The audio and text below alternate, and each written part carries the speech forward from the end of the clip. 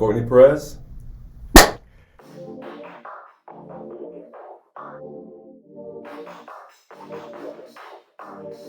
Hey, it's Over Chikuma Space and Equity. We're all about increasing assets and creating new space. Here today with my sister, Miss Courtney Barksdale Perez. She is a partner at Carter Arnett. That's right. And I say my sister because her husband is my best friend. We've been in each other's lives since 2000 and kids together.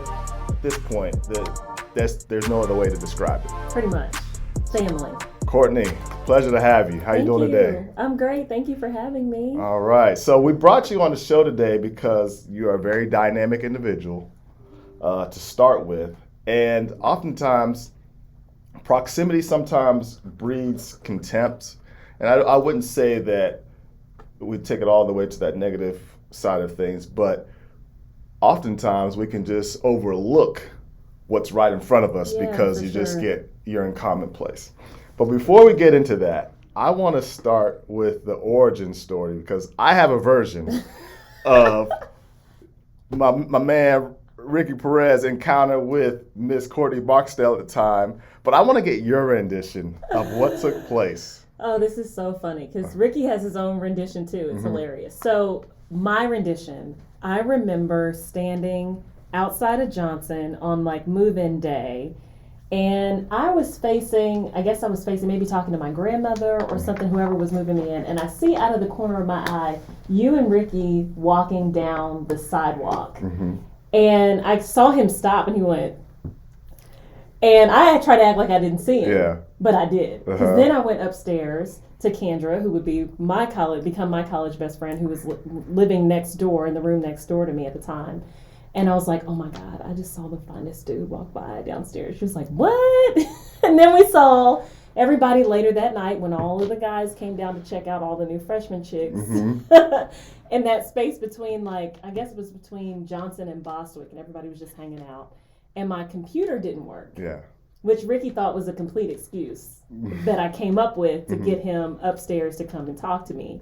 But it was true. My computer did not work. And so our first date was him taking me to IS the next morning to get a new computer. That's interesting. I love because this all happened. We all were at the same scene, but I bet you Kendra's version is different. Yep. Rick's version is different. Here's my version. So, two things come to mind. The movie House Party and Coming to America. So, if you guys remember House Party, and I'm dating myself, but that's all good, there was a character that throughout the entire movie, he was inebriated. And one of his famous lines was like, "I'm getting those digits."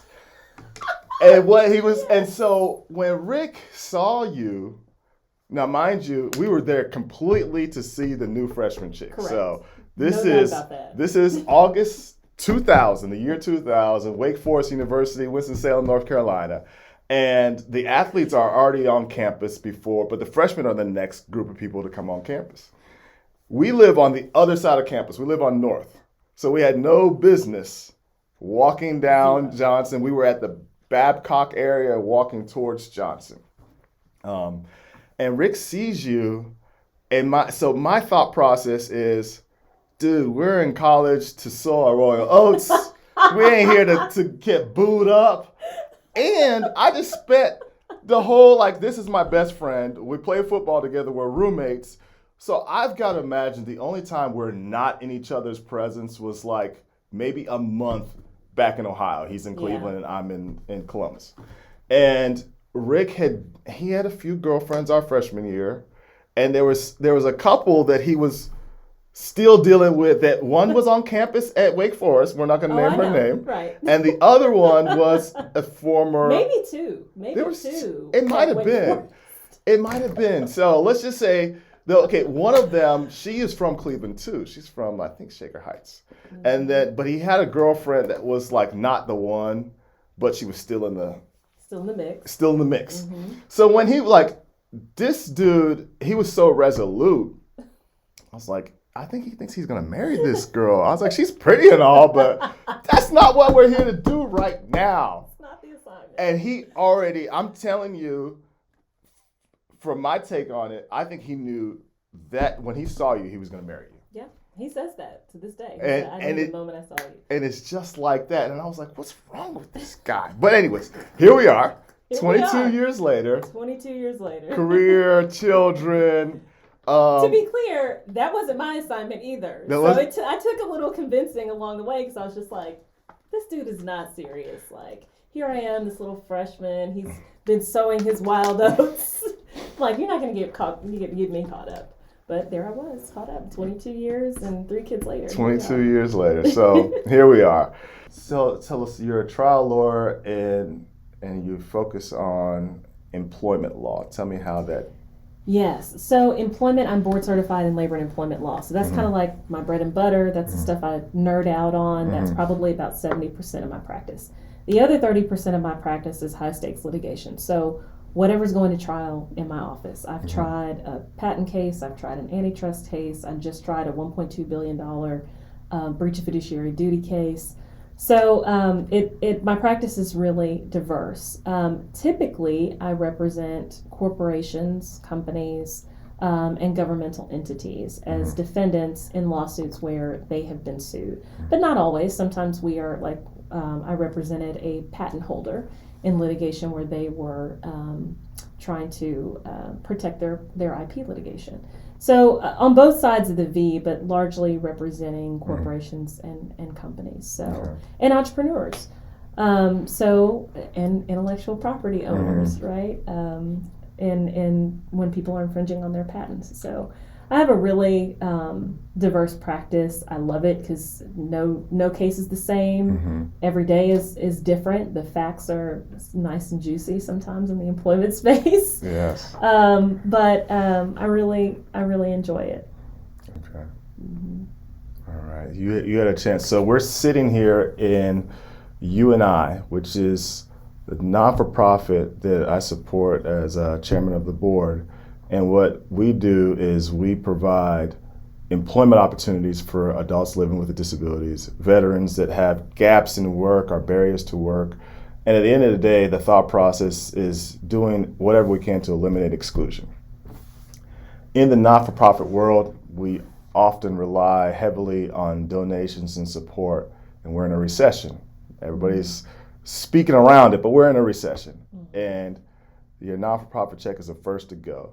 Tell me about an organization that you're involved with that helps mitigate the gap in this type of space. So I'm a member of an organization called the Village Giving Circle, which is a organization that was founded by Black women. It's made up of Black women who have come together around a purpose of using our dollars to support our community. And what we do is we donate funds to support grants that are awarded to nonprofits that can show that whatever resources they are providing benefit, a majority of those resources benefit and serve the Black community here in the Dallas-Fort Worth Metroplex. And so last year we raised almost $1 million. Wow. And this is in a year where we're in a pandemic and people are worried about, job security, and there's all these changes going on. But that was our goal, and that was more than the amount of money we had raised in the previous year, and more than the year before that. And every year it keeps growing as the membership grows and our commitment grows. But we award grants, and we award grants to those organizations that can demonstrate that the population that they are serving is going to directly impact our community. And other communities have done this before, but we had not been intentional as a community of doing that. And Black women have for generations served this country in various organizations, from the Links and other things like that, where we have, and sororities, where we have had a service mentality for years and years and years, but we have not necessarily translated that elbow grease that we've been giving in service necessarily to our dollars every year in a very direct and intentional way. And this was a way to do that.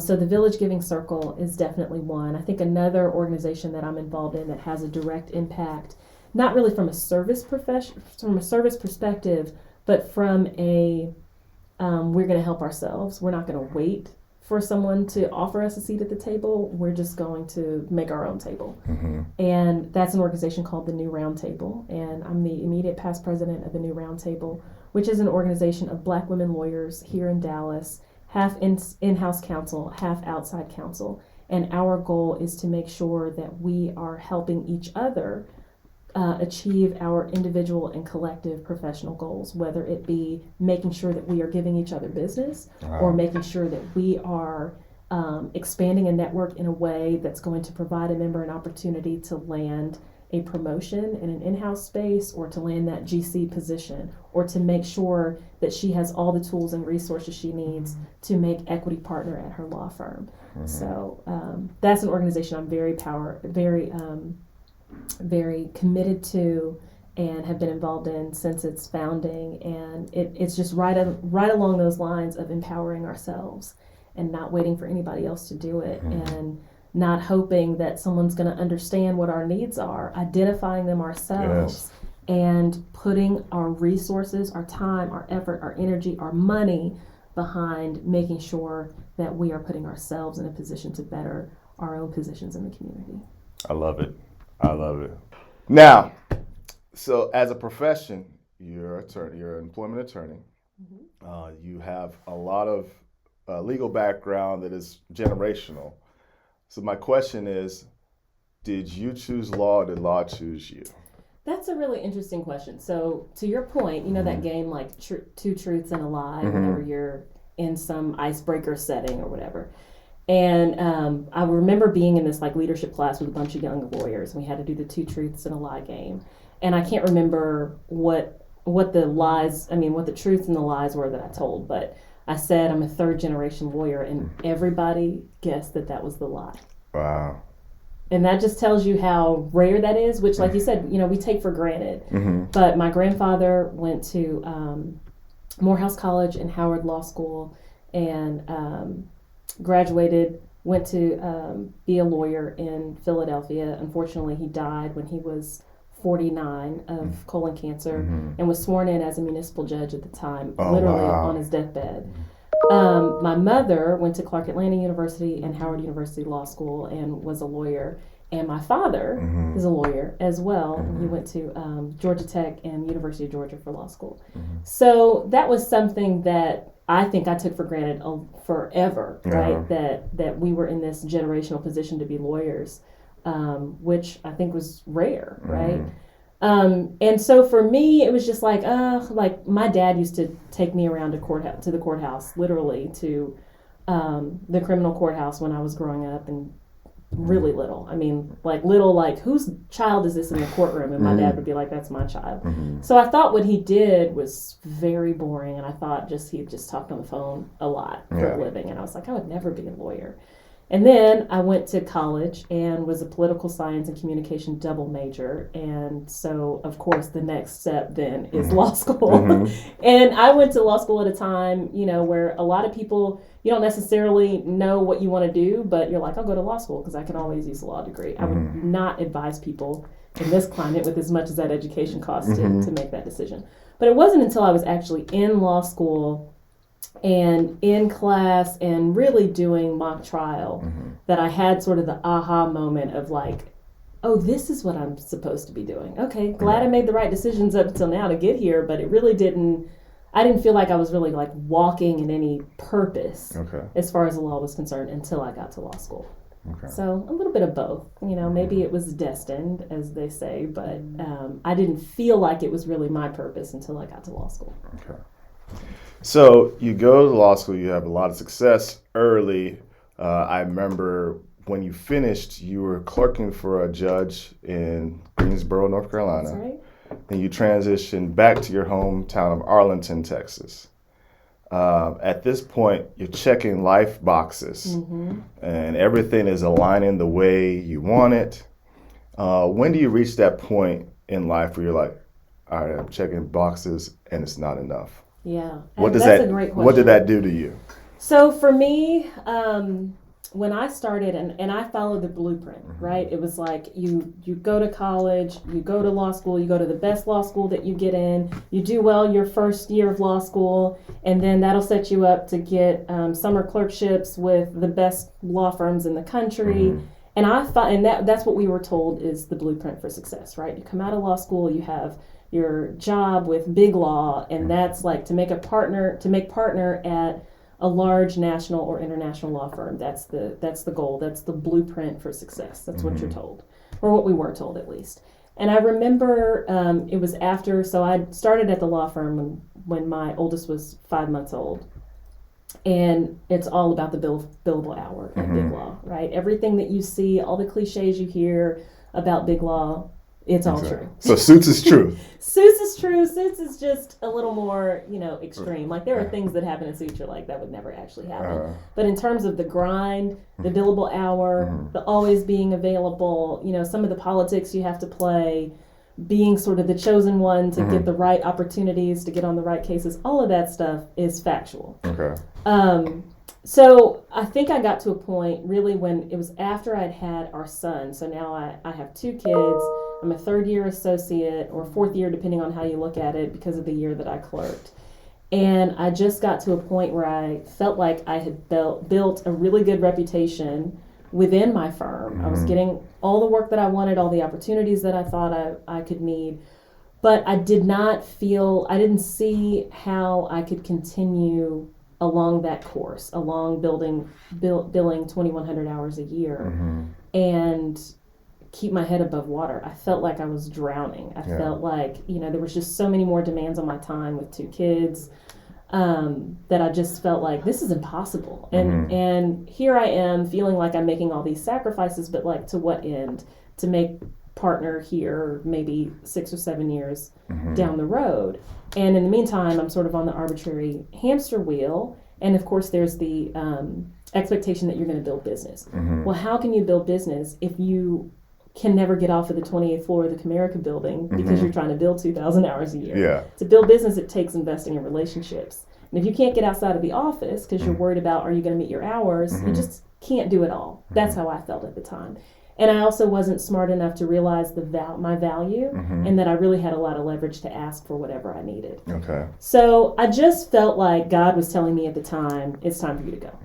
And I had no idea where I was going. I just knew I wanted a life and a job that afforded me more flexibility and more autonomy.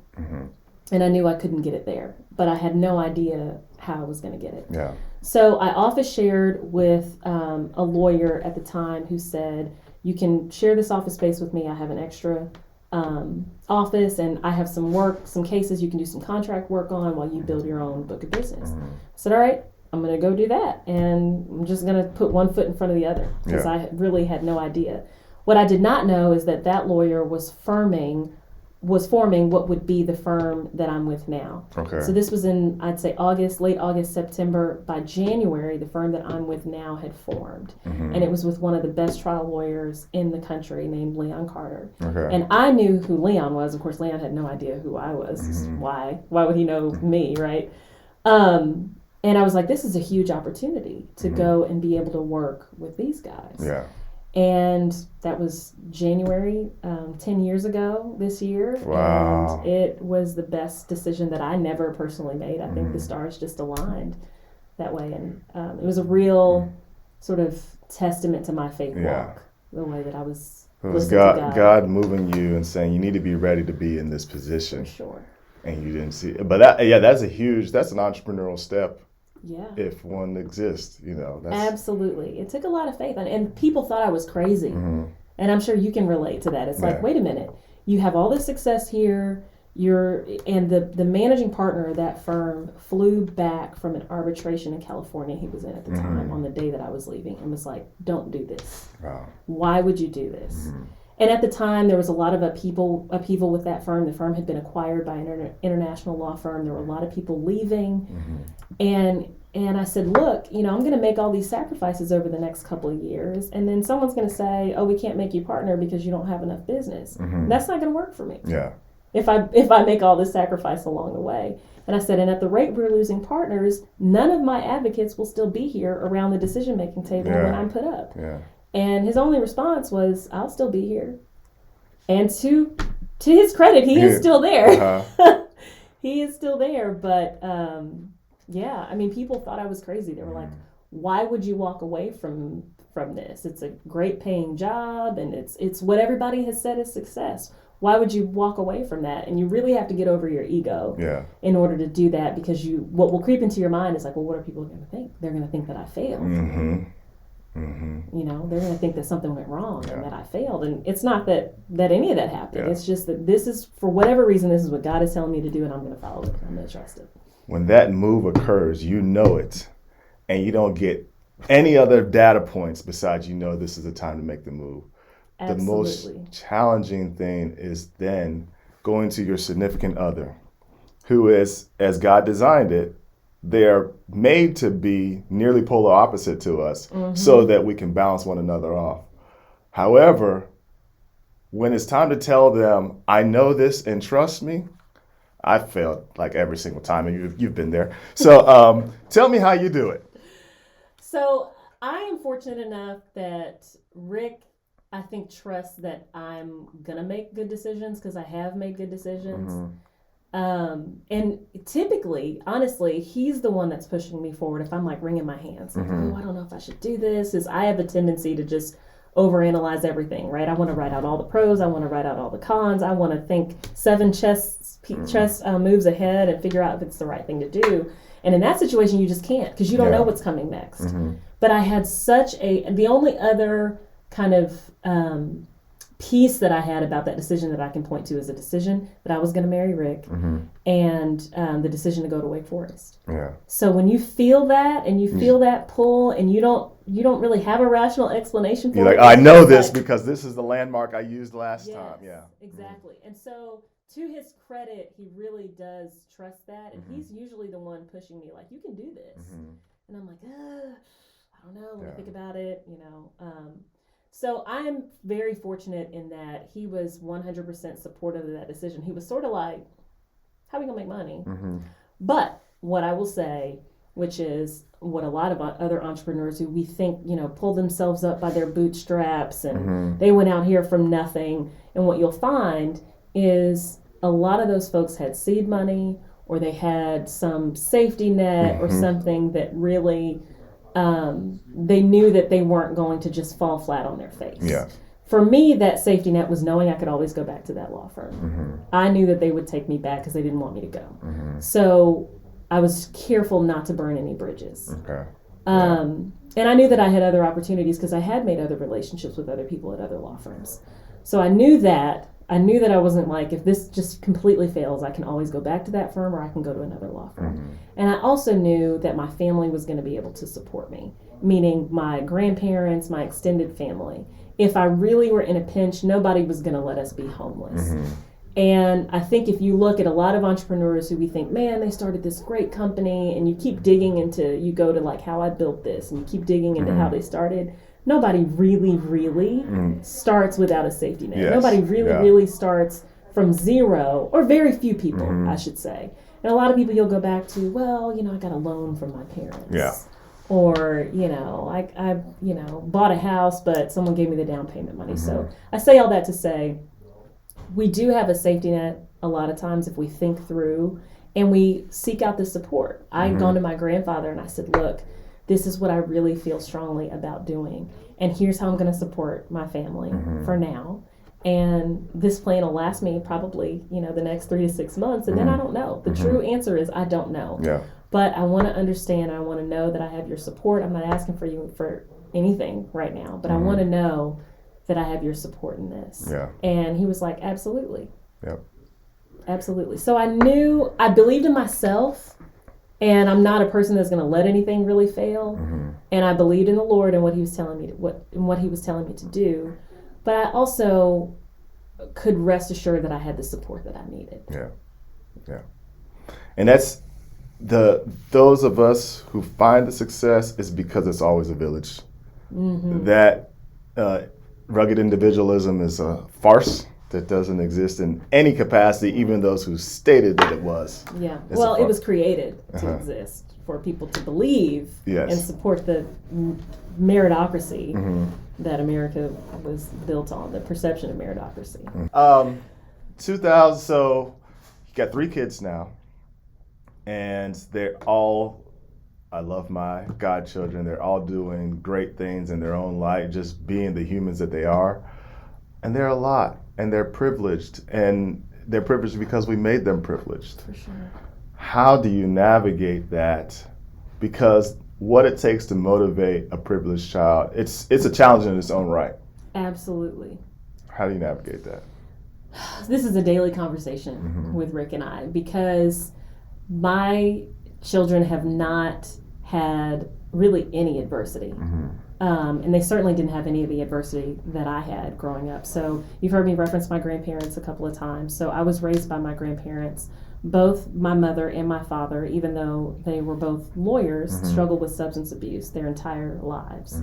And neither one of them were able to care for me. So I grew up with my grandparents. And I always kind of had one foot in that world, and then one foot in a very privileged world with my grandparents, who have done very, very well coming out of segregation and everything else you can imagine. So I've had sort of the best of the best, and like Charles Dickens said, it was the best of times, it was the worst of times. But those experiences really taught me resilience, and they made me gritty and tenacious and really focused on building the life that I wanted for myself and for the family that I would have. But my children have none of that life experience or diversity that can help them build resilience. Yeah. And so it's a huge challenge every day to figure out, like, what's that balance? What's the balance between providing a nice life for them, but also having them not take that for granted, and having them understand the value of the hard work that it takes to achieve it and to maintain it. So I think for us, it's kind of in the little everyday things. So I remind my children all the time that they don't have anything. I have stuff. Your father has stuff. You guys just get to use it. Correct. Food, water, shelter, education, and healthcare. Yeah. That's pretty much all you're entitled to. Everything else is a privilege. Yeah. So we emphasize that even in the way that we talk to them. It's like, who's doing this in my house? Who's bring me my things, and they I think they understand that. But it's almost like preaching to them all the time, all day, and I know they get tired of hearing it, but it's like, if you want these things, it takes work, and we're dealing with that with our son right now. Yeah. Trey is very, he's super smart, just super off the chart smart, and he's been relying on that sort of natural talent and natural smart, both athletically but academically, for a long time. And now it's like, okay, trying to get ready for middle school, like, you actually have to do work and you have to turn it in. Yeah. Imagine that. And he's like, I mean, they just know that I got what is this? I'm just going to take the test. I'm going to get a 97 on the test. I'm like, yeah, but when you have 4 zeros because you didn't do the daily work, you're bringing your grade down. So I think that they can learn some of those lessons, but it's just on a whole other scale. And you don't want your children to have to, like, suffer to build resilience, but, like, how do you get that hunger? I don't know. We can't manufacture it. And I think the challenge of high achieving type A parents is that we want to, like, okay, you're going to need this level of adversity so you can overcome it, and then you'll have this fortified around. And that doesn't happen. Like, we actually have to be okay with they're going to experience their own adversity. In fact, something that we didn't dream up. Yeah. And then we just have to be there for them. And that's a really painful. Good point. It is painful, and I tell our kids, like, this is my parenting philosophy, and everybody has a different parenting philosophy, but, like, we are the guardrails, like when you go bowling as a little kid, we're the guardrails to keep your ball from going into the gutter and give you some boundaries, but we can't play for you.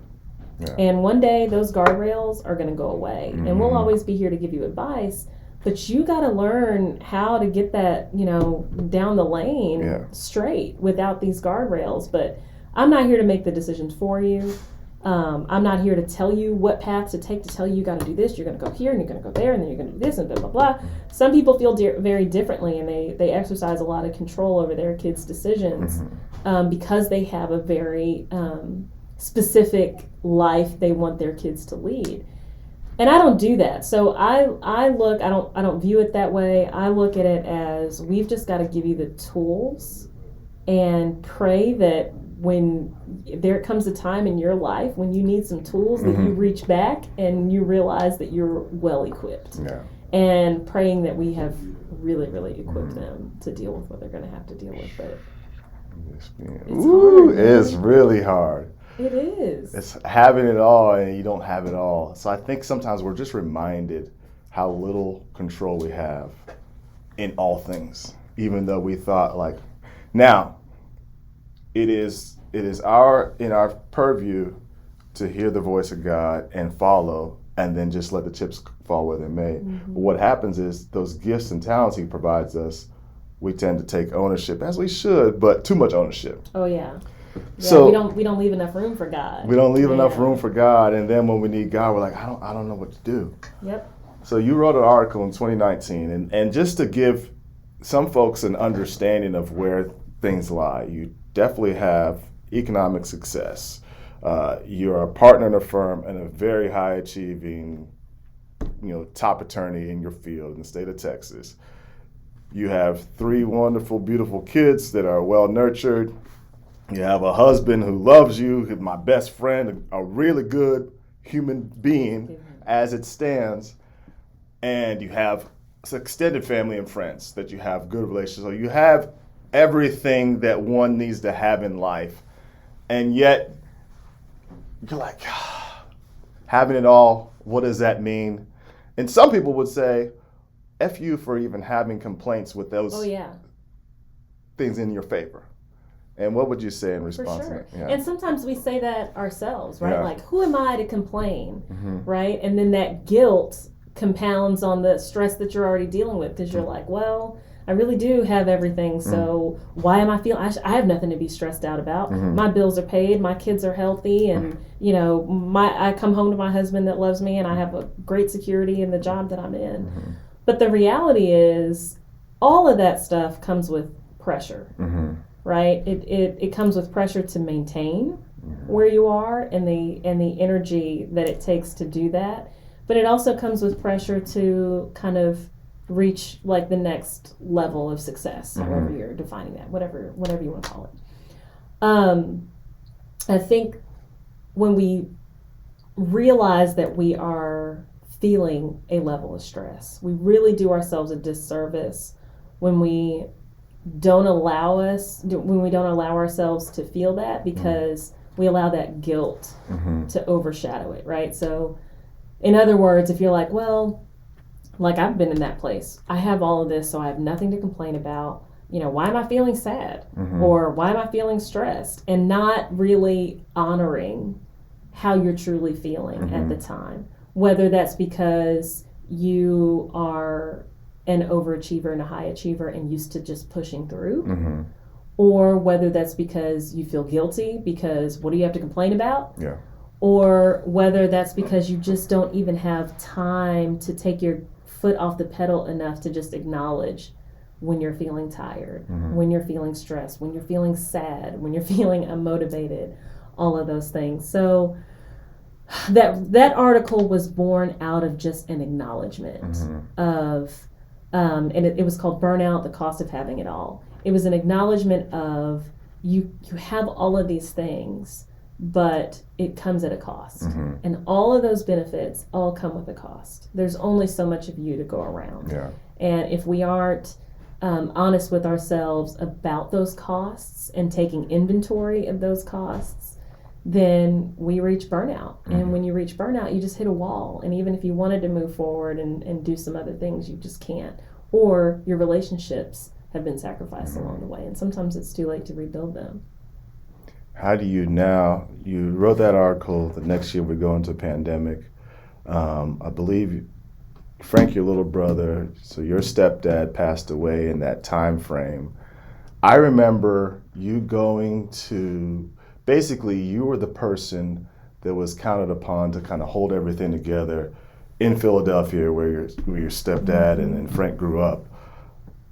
That it seems to me like all of that stuff was kind of circling and happening at the same time. Now that you have 2020 vision, what would you say maintained your sanity through that process, and how do you believe that work is impacting the life mission that your little brother's on now? Yeah.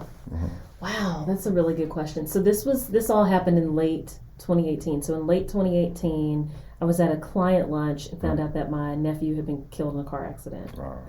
And about 40 days later, my stepdad, who was super vibrant, played just an amazing role in my life, and raised my little brother when my mother died of cancer.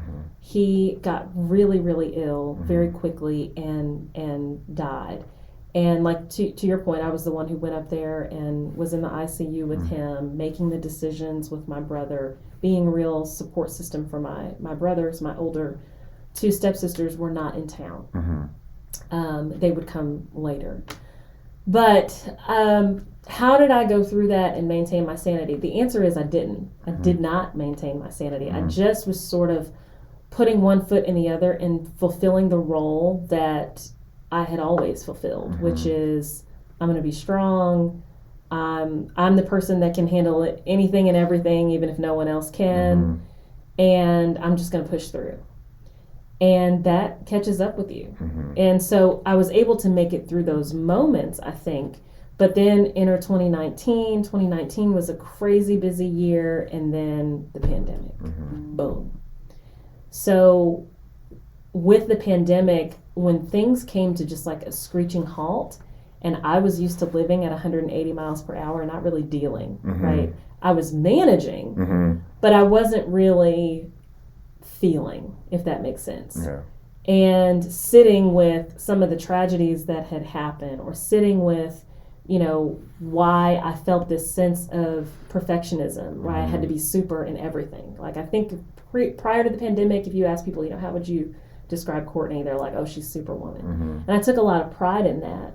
But, Superwoman, that comes at a cost. And at some point, you hit a wall. So I remember going into my therapist's office in 2019, and I just remember feeling like I was 60, and I was 38 at the time.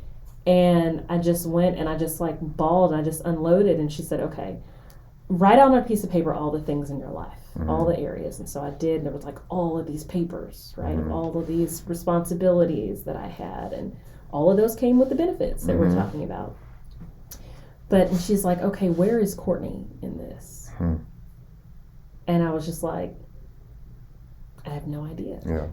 So I had started that journey knowing that I was on a pace that I was not going to be able to maintain, and really started to be more intentional about carving time out for myself to just recharge, to just breathe. And that was where that article was born out of. It was like, okay, what are the things I need to be doing to make sure I can have some longevity and don't just hit a wall? And really giving other people the benefit of that knowledge. When the pandemic hit and everything stopped, I will tell you, I had a really difficult time adjusting to the pandemic initially. And I mean, I feel like the way that I had been able to be successful was really being present when I needed to be present in the spaces, right? So really being able to compartmentalize. Yeah. So if I was at work, I can compartmentalize. I can be 100% focused on work. When I'm at home, I can take some time away and be more focused at home. And I had gotten really good at that, and I thought that was the way to like avoid burnout. The pandemic, you couldn't do that.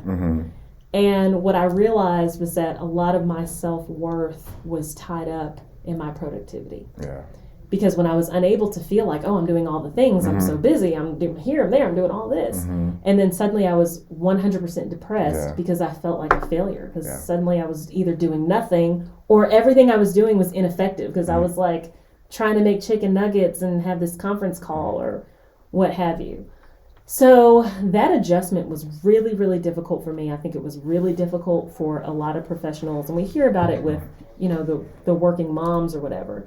But I think it's really difficult for a lot of professionals whose self-worth is really tied up in our ability to be seen, doing things, and actually feeling like we are producing something and using our time wisely. So that was an adjustment for me, for sure. And then knowing it was really me learning how to live at a different speed and being okay with it. Mm-hmm.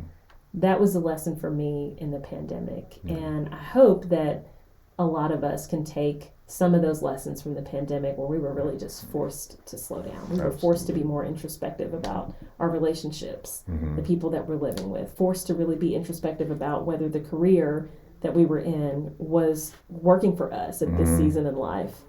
And I hope that we continue some of that introspection as we kind of emerge out of the pandemic. But yeah, we'll see how we do it. We'll I found, we have the luxury of being able to be sort of an eyewitness. We can turn on the channel in one another's lives over the past 22 years.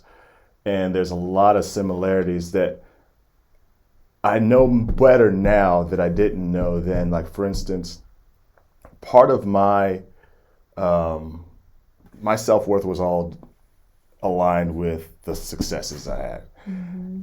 Part of it was that my parents divorced early.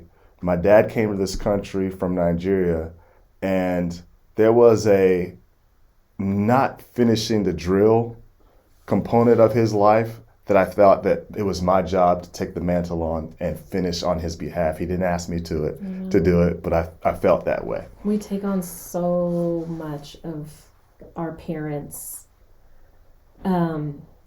choices, decisions, as our cross to bear in life. And then sometimes we don't, as a kid, you don't have the perspective. All I knew was my dad was way better than all of you guys. And why is he not as high as all you guys? Because he's way better than y'all. Yep.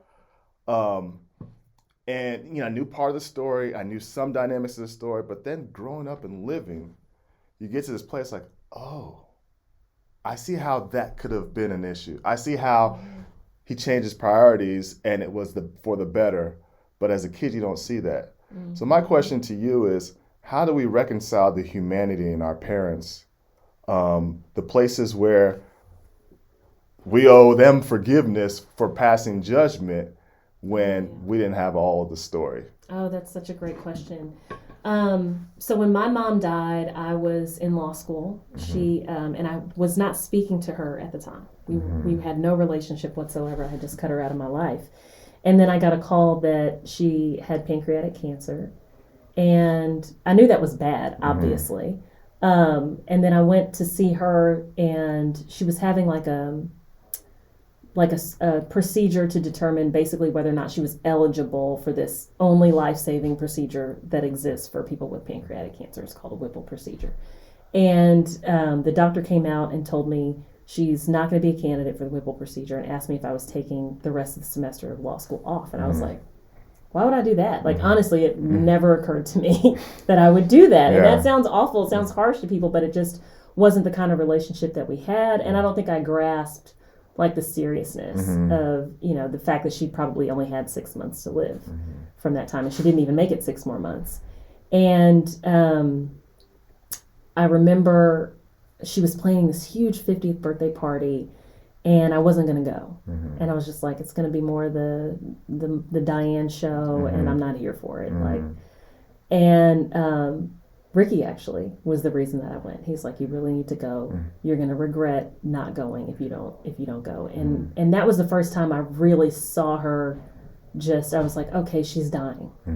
She just looked like she was wasting away. My stepdad literally carried her around, her party.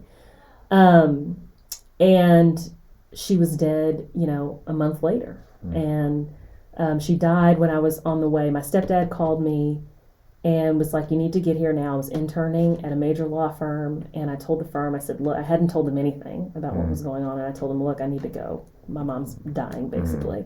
Got on a plane, and she died while I was in the air. So I landed, and I knew as soon as I saw my stepdad's face that she had passed away. And luckily, when I had gone to my mom's 50th birthday party, I said a lot of what I felt I needed to say. And I waited and waited and waited to hear the words that I wanted to hear. And they never came. I mean, she lived and died with her perspective and her narrative. And I think what I learned from that, and the lesson there was, for me, was you got to love people where they are. You have to love people where they are and not for, who you want them to be. Because they may live and die being exactly who they are. That doesn't mean you don't create boundaries and things like that where you need to. But I think it really wasn't until my mom died and until I had kids of my own that I started to really have more compassion and empathy for her. I spent so many years just being angry that she could not show up to be the mom that I needed. But there was a moment where I was packing up Sydney and Trey to go visit Rick's parents in Ohio, and they were little. And I just remember folding up Sydney's little, teddy bear and packing up Trey's little clothes. And I just had a moment of like, oh my God, how sad that must have been for her to be packing up my little clothes, knowing that she could not take care of me, that she was sending me to live with someone else because she had failed so miserably in her own life and her own choices. How hard that must have been for her. And it was the first time I really felt or recognized in the moment that like I had just so much compassion and so much empathy for her. And another moment I'll tell you about it, arriving at forgiveness and what that means is like I was taking communion one time, and you Baptists, you take communion all the time or whatever and don't really think about it, or I thought about it in terms of like the forgiveness of my sins, not in terms of the forgiveness of all the sins that had been committed against me. And that was very different, that like this same blood that's like washing me and cleaning me of my sins, it was shed for her and for all of the hurts that were committed against you. And I was like, wow, that was a huge revelation to me about forgiveness. It's like, it's not just our relationship with Christ, it's about, other people's relationship with Christ too, and what that means to you. That was huge to me. It was a huge moment. Yeah. I think it shows us, it highlights us the value and the necessity of grace. Like, you understand grace to a limited extent when you're young, and then you're like, oh, I'm a recipient of God's grace and I'm grateful. And then you're like, oh, I have to emulate God's grace. I have to extend it. That's a whole nother level, and it's so easy to extend in places that we have an affinity towards. You can give grace to your kids because you love them. You can give grace to your best friend who you like. I know they're ornery, I know they're asshole to people, but that's my friend, I give grace. But then, do I extend grace to the person that truly hurt me? And how do I do it when I don't like them? That's a whole nother animal that we have to overcome, really, to get to the next step. Because I found that in both of our lives, we reached, and kind of at different times, but at the same time, I've been in therapy since 2019, heavily, and I've learned so much. I ended up going back and still doing the same things, but with a different perspective. Like with a different need and a different why behind it. So that it taught me, like, God was like, I designed you for this, but you had to be prepared and equipped for you to really leverage it properly and not destroy you. I say that too. So we always talk about music, Beyonce and Michael Jackson. I have my theory about their parallels. I want to hear from you. Is there a parallel between the two of them? And what does public life at that scale, it's obviously pretty dangerous. We have enough examples to say that that's the case. How Beyonce's not as old as Michael when he passed, but she's getting closer to that point. I feel like the world killed Mike. How does one on the Beyonce Mike level, which only happens like once in 100 years, how do you maintain your humanity as a Beyonce and not have the fate that Mike had? That's a really great question. I think that the difference that we see between Michael and Beyonce is Beyonce has been smart enough, I don't know who to credit for this, but she's been smart enough to keep some things for herself. So, and I said this like celebrating my 40th birthday recently. We were all talking about how like we barely saw hardly, any pictures of Beyonce's 40th. Where were the pictures of her 40th?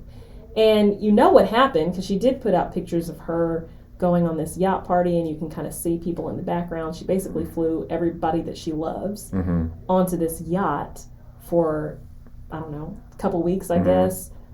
This gigantic yacht to celebrate with the people that she loves in a way where the public had no access to her. All they had was what she uploaded on social media. And if you'll notice, everybody else at that party, Solange, Kelly Rowland, they had no posts whatsoever other than to say happy birthday, but you didn't know where they were and what they were celebrating. You only know that they were there because you can see them in the background of Beyonce's pictures that she chose to post.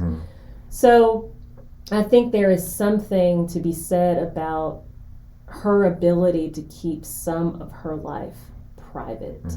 And I don't know that she has the level of paparazzi, because she has some global fame, but Michael was obviously just on a whole other level where it was like Princess Diana. She couldn't go anywhere and do anything without, massive amounts of paparazzi chasing her.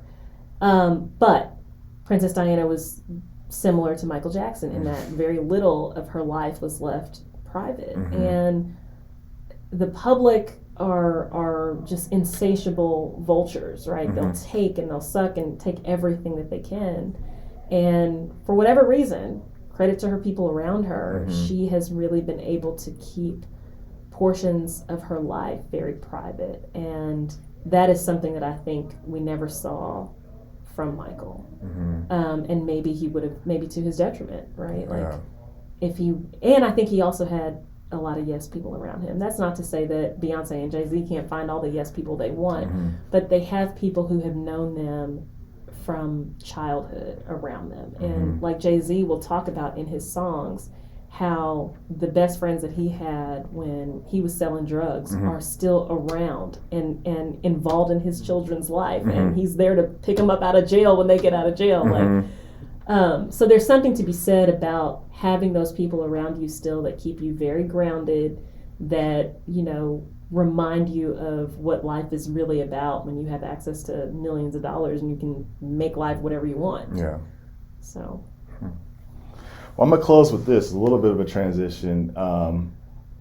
Often, I don't think we realize the fight and the struggle for the freedoms that we have today. We hear about it, but we don't experience it. I'm reading a book about three mothers, and it was James Baldwin's mom, Alberta King, Dr. King's mom, and then the third was, what's her name, Louise? Malcolm X's mom, Louise Little. And all their stories are extremely dynamic. Dr. King's mom was well educated. Her parents, in fact, they sent her away to Virginia when they started courting her and Michael King, because they didn't want her education to be hampered. She comes back and he did his penance. He did his 7 years like Jacob was like, I still want her. So they get married, but back then you had to, if a woman who was a teacher got married, she could no longer teach. So she had to give up, like she was the educated one. She gave up all of that for her family. She ended up basically educating him, because she was like, you need to be educated. So she educates him. He takes over the family church. But just thinking about that sacrifice, Malcolm X's mom comes from Grenada, and they were Garveyites, and they had to leave their house on multiple occasions because of the Klan. And James Baldwin's mom had a husband who dealt with the depression of being a black man in the 20s and all of the pains that come from that. And they talked about how the gifted ones, the talents that we saw expressed in Malcolm X and in Dr. King and in James Baldwin came from their mothers. Those, not to say that their dads weren't gifted, but the specific gifts that we enjoyed. Those people overcame ridiculous circumstances so that we can have the freedoms that we have today. And oftentimes I feel like we take it for granted. So as it pertains to the law, it looks like every effort to crawl back the 1964 Voters' Right Act is happening. In Alabama, I believe 30% of the state is black, but they only have one district, even though so by the math you should have two districts. What do you see in that case, and what can the common citizen do to say, no, you can't crawl back our rights? We fought for every single right that we have, and we're not going to let you. Yeah. I was just thinking about this the other day because I went to go vote, so I have on my vote necklace, and how just a sacred act voting is for us. And you're exactly right. We take it for granted because we don't look at it that way, right? We think about, like, you're taught, or at least you were taught in Texas schools. God knows, I don't know what they're being taught now about the struggle for voting education. For voting rights. But, you're taught about the people that make these sacrifices for you to be able to go vote, and we take it for granted, and that shows up in the voter turnout. Our voting rate is abysmal. Black women, I will say, show up to vote. But as a community, we still have to be better. We have to show up to vote, and we have to run for office. We are not going to, if you're not at the table, you're on the menu. And right now we're on the menu because we are not in those legislative spaces that are making the decisions in terms of all the redistricting that is now perfectly permissible. You can gerrymander all you want since the Voting Rights Act has been chiseled away. Since Citizens United and corporations are now citizens and have a vote, there's so much money in politics, so we have to use our money. We have to start building more PACs and really supporting the candidates that we need and we want to put in office that look out for our interests. We have to run for office. And when we do have a candidate that's running, we have to support them, and we have to use our dollars, because dollars are what get the word out on campaigns. And you can't run an election without getting your name and your voice out there. And so people like, you and I, professionals who are doing really well, it's not about picketing anymore. Picketing doesn't achieve much of anything other than getting awareness of your message out there. We have to put our dollars behind candidates and behind races that matter. And I think that's really the only way that we are going to be able to demand that our rights are recognized because of the makeup of the Supreme Court, which is not going to change over our lifetime, unfortunately. We cannot rely on the courts to fix injustice anymore. In fact, we can rest assured that to the extent rights can be chiseled away, the one that's next up on the chopping block is affirmative action. Those rights will be chiseled away. And so the only way to change that is to change the law. And the only way to change the law is to be involved in the legislative and the lawmaking bodies, unfortunately. That's a really cynical look at the law, but honestly, it is the reality, I think, that we're facing right now. I don't think we can rely on the judiciary to be, administer justice as blindly as we have seen it in the ways that helped to make progress. Absolutely. Do we have to? I think the Black community is not a monolith in any regard. We tend to vote almost like a monolith. And I think that's been to our detriment at times. This is not a knock on the Democratic Party, but they're humans. And I think they've got to the point where they're like, your vote is understood, we're gonna have it, we're gonna make sure we get the numbers out, but there's gonna be not really any true reciprocity. Sure. And we have a two-party system. If both sides have a level of, let's just say, wrongdoings, maybe evil would be if they both have two sides of the same coin. Two sides of the same coin. Why is it crazy to say that we demand more out of the Democratic Party by leveraging the Republican Party against them? I don't think that's crazy at all. And I think we've seen that happen in the past. So I'll give you a good example of this. My grandfather worked in George H.W. Bush's administration, and he worked in the Reagan administration. And people were like, why and how? How does this black man from Fort Worth become the housing commissioner under Reagan? And it was because the Democratic Party in Fort Worth at the time was not giving black folks opportunities. They were counting on our votes, but they weren't giving black folks opportunities. And so my grandparents, I should say, made relationships with those who were in power at the time in the Republican Party. And that's how you create those opportunities and get in positions where you can affect change, like the federal housing commissioner. And they did that because they saw that I think the Democratic Party, at least in that area at the time, was not affecting any change whatsoever. And I think that Black people not being a monolith, that you saw a lot more support for independent candidates and Republican candidates before we got in the Trump era. Now, Black people not being a monolith prior to the Trump era of politics, I think, is an accurate statement. We still don't have a monolithic American experience. And we're still socioeconomically stratified. But I think some of our basic fundamental rights have become so far under attack now that we can center around a Black agenda. Yes. We really can. Yes. The problem is we have not come to terms with that and identified what that agenda is, and we don't have any leadership to get behind it. But I think we are to a point now, facing the political climate that we are in right now, we can identify 5 to 10 issues that we can pretty much all agree on. Starting with police brutality against Black men. Like, that's something we can all pretty much fundamentally agree on. I don't care whether you are living under the poverty line or you're making $1 million a year. So there are some issues that affect us all, regardless of our socioeconomic status, regardless of this lived American experience, that we can get behind and come up with a Black agenda that we can further and we can promote. Absolutely. But nobody's doing that work. I don't see the Congressional Black Caucus doing that. Oh gosh, don't get me started there. Thank you. Oh gosh. So now we find ourselves just asking, okay, what candidates can we support? But we've got to be more strategic in supporting those candidates and making sure that those folks get in office.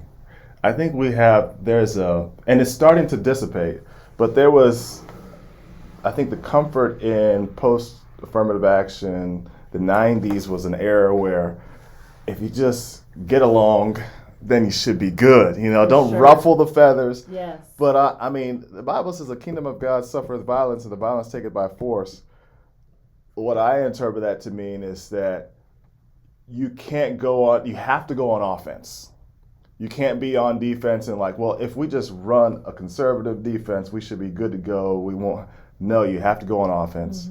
You have to. Nobody has ever asked for their rights. They've taken their rights. And don't let anybody tell you different. If the history books say different, it's because you weren't provided the whole story.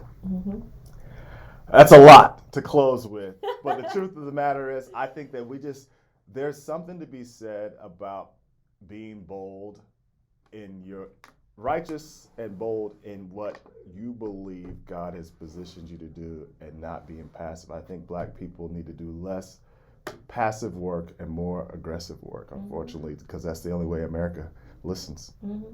I agree with that. The challenge, I think, is getting the energy coming out of this pandemic to do it. And because I think with George Floyd and everything else, everyone was looking at us. What do you want us to do? What should we do? What should we do? And we were like, go do your work. Go do it. And now it's already faded away.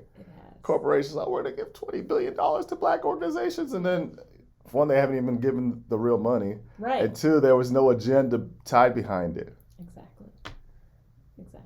So we've got a lot of work to do, and we need to start using our money in a better way. Absolutely. In a smarter way. That's to achieve it. Because that's what's going to talk ultimately. And the almighty dollar, that's what it takes to get your voice heard, unfortunately, after Citizens United. So. That is the currency of the that's a play on words, but it is the currency that translates. Indeed. It's a dollar. Courtney, we truly appreciate the time. How do people, you may not want people to contact you, but if you wanted people to contact you, what route would they go about? Yes, send me an email. You can find my email on our firm website, carterarnett.com. It's cperez@carterarnett.com. I'm always happy to chat. Or you can find me on Facebook because I'm always starting some controversial Yes, question she is. on Yes, Facebook, she is. She ain't scared. She is not scared, Courtney. We truly appreciate your time. Yes, absolutely. This was fun. Thank you, thank you. You guys know how to contact us, but I'll remind you again, find us on our website at spaceequitycorp.com. You can also check us out on Instagram, OB_empowers and Space Equity Corp. We have an event coming on, so at Space and Equity, there's 3 things that we do. We are entrepreneurs through our Scooters Coffee franchise. We are educators through our podcast as edutainment, but we also provide consulting as it pertains to banking. I'm a 15-year banker. But on the third side, we believe that a shortcoming in the Black community is networking. So we decided to start a franchise we call the Field of the Boardroom. The concept is you take those relationships that you made when you were playing sports together, when you were doing anything together from a club perspective, and leverage those in your adult professional career.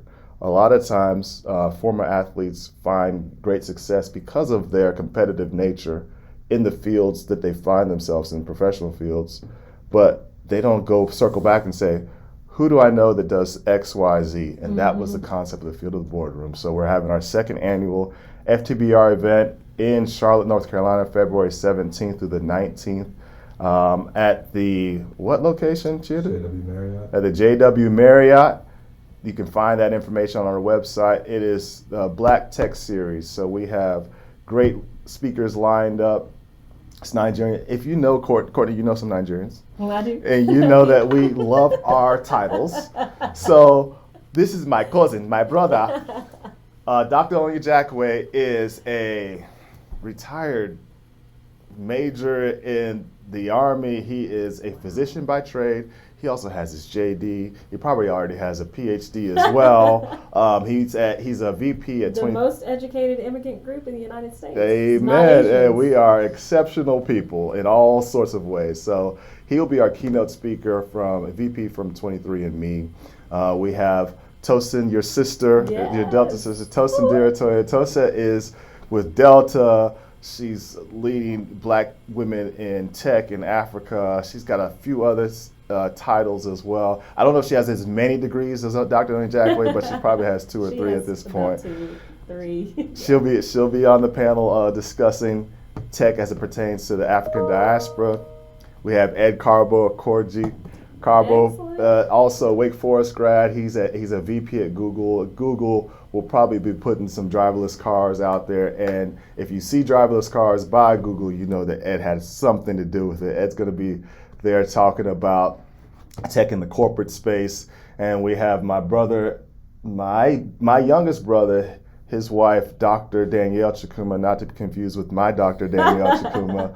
She is a mathematician. She works for a large insurance firm, and she will be speaking about, again, tech as it pertains to corporate. Her brother is also on the panel. So we're going to have a great level discussion, be there for 3 days. There's entertainment from Onyejakwe as well, Emeka the Don, who is an attorney by trade. Yes. I think We met in New York at a law. We worked at the same law firm for a summer in New York. Wow. Yep. So Mecca is got a lot of things going on. Yes. I can't even describe all the things that he has going on, but he's going to be leading our entertainment. He represents SWV. He's doing stuff with Chris Carter. Just all sorts. Everywhere. Yeah, he's everywhere. So we got a lot of dynamic people. You guys should be in attendance. The ways to become a member of our event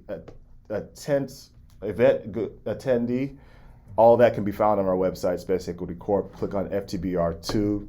We're going to have a pitch deck competition as well. Oh, so I met with this young man, 27 years old. He's a founder of HBCU Hub. He's from his background, he worked at IBM, and it's basically a one-stop shop where you can get connected with HBCUs of your choice. You can get connected with mentors, the resources you need. He found there was something missing in the market where you could look up all the information you needed on an Ivy League school. You couldn't really there wasn't enough connectivity from a digital standpoint as it pertained to HBCUs, so he filled in the gap. Corporations love it because they don't know how to recruit diverse talent, and this allows them to do that. He'll be there as well, probably win the pitch competition. So I say all that to say, we got exciting things to come. At Space and Equity, we all about increasing assets and creating new space. When you come correct, they can't stop you. Courtney, we appreciate your time. Thank you. Thank you for having me. All right.